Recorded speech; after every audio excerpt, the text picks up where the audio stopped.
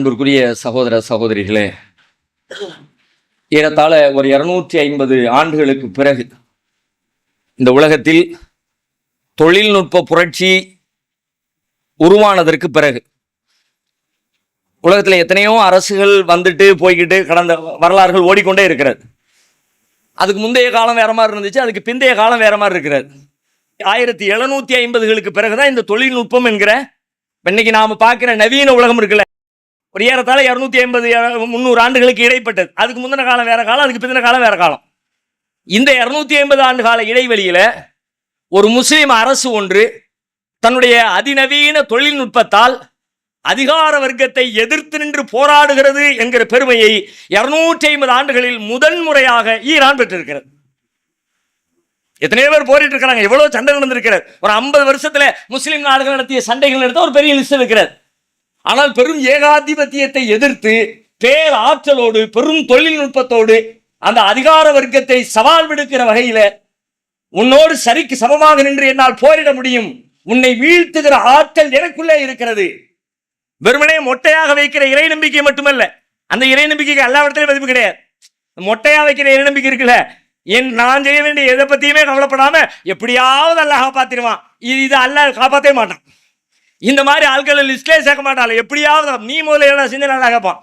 அப்போ மொட்டையான இறை நம்பிக்கையை தவிர்த்து விட்டு மனிதனுக்கு கொடுக்கப்பட்ட ஆற்றலை பயன்படுத்தி அதிநவீன தொழில்நுட்பத்திலே தன்னை மூழ்கடித்து கொண்டு சிந்தித்து அவன் எப்படியெல்லாம் வருவான், அதை விட ஒருபடி மேலாக அவன்கிட்ட ஒரு பெரிய ஆயுதம் இருக்கிறது, இந்த ஆயுதத்தை வச்சு அடிச்சாமனா கீழே அணுகுலைய இத்தனை அடி உயரத்துக்கு வந்து கீழே பூமிக்கு கீழே வச்சிருந்தாலும் அடிச்சு காலி பண்ணிடும் அப்படின்னு அவன் வர்றாமனா, நீ 50 அடிக்கு வந்தா நான் 150 அடியில் வைக்கிறேன் பார்.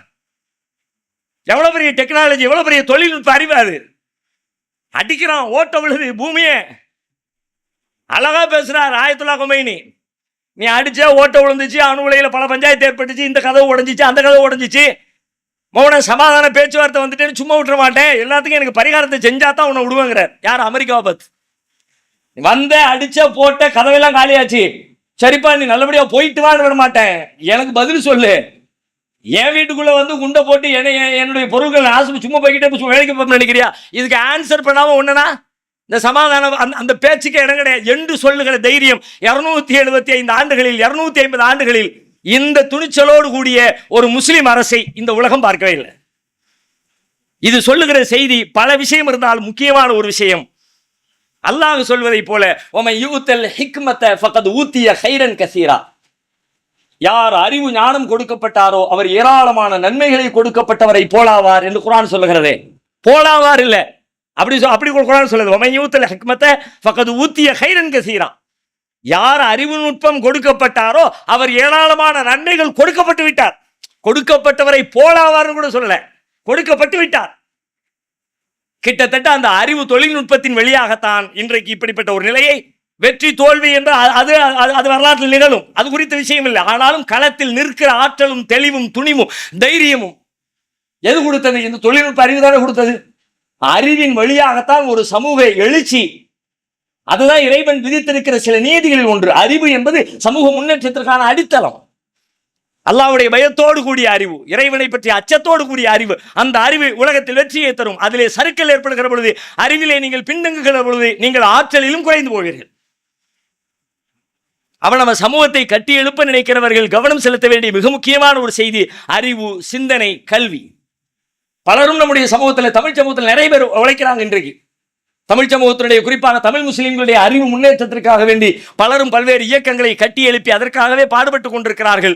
அந்த அடிப்படையில் நாமும் நம்மால் இயன்ற அளவிற்கு அந்த கல்வி பணியை மேம்படுத்துகிற வகையில் தொடர்ந்து பல வருடங்களாக சமுதாய செல்வம் என்கிற பெயரில் நடத்தி கொண்டு வந்த ஒரு நிகழ்ச்சியை நம்முடைய சமூக மாணவர்களை ஊக்கப்படுத்தணும். அதில் அதிக மதிப்பெண் பெற்றவனை இன்னும் அதிக மதிப்பெண் பெற வைக்கணும். அதில் ஆற்றல் படைத்தவனை இன்னும் ஆற்றல் உடையவனா அவனை வளர்த்தெடுக்கணும்.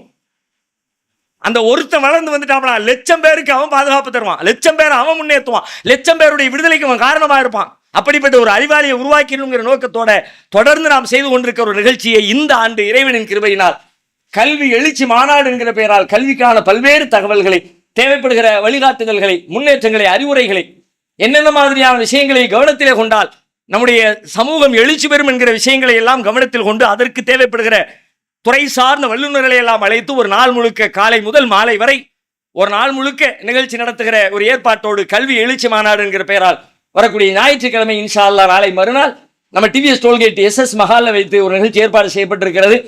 நீங்களும் வந்து கலந்து கொள்ளுங்களுடைய பிள்ளைகளையும் அதிலே பங்கு பெற செய்யுங்கள். அதன் வழியாக அவர்களுக்கு ஊக்கத்தையும் ஆக்கத்தையும் பெற்றுக்கொள்கிற ஒரு சூழலை ஏற்படுத்திக் கொள்ளுங்கள். நிறைய விஷயங்கள் அதுக்குள்ளே இருக்கிறது. அதிக மதிப்பெண் பெற்ற மாணவர்களுக்கு நிறைய அவங்களை ஊக்கப்படுத்துகிற பொருளாதார பரிசுகள் வழங்கப்படுகிறது.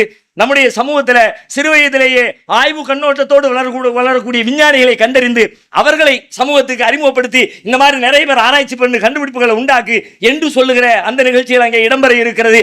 அதை தாண்டி இந்த சமூகத்தினுடைய கருத்துக்களை உலகமெல்லாம் கொண்டு சேர்க்கிற பெரும் தொழில்நுட்பமாக இன்றைக்கு உலகமெல்லாம் வியாபித்திருக்கிற சமூக வலைதளம் என்கிற அந்த வலைதளத்தை பயன்படுத்துகிற ஆற்றல் நிறைந்த மக்களை உருவாக்க வேண்டும் என்று சொல்லி ஆவண படங்களை தயாரிக்குமாறு ஊக்கப்படுத்தி அருமையான படங்களை தயாரித்து தருகிறவர்களுக்கு மார்க்க வரம்புகளுக்கு உட்பட்டு தயாரித்து தருகிற மக்களை ஊக்கப்படுத்துகிற அவர்களுக்கான பரிசு திட்டங்களும் திரையிடல்களும் என்று சொல்லி நிறைந்த பல்வேறு செயல் திட்டங்களோடு அந்த மாநாடு ஏற்பாடு செய்யப்பட்டிருக்கிறது.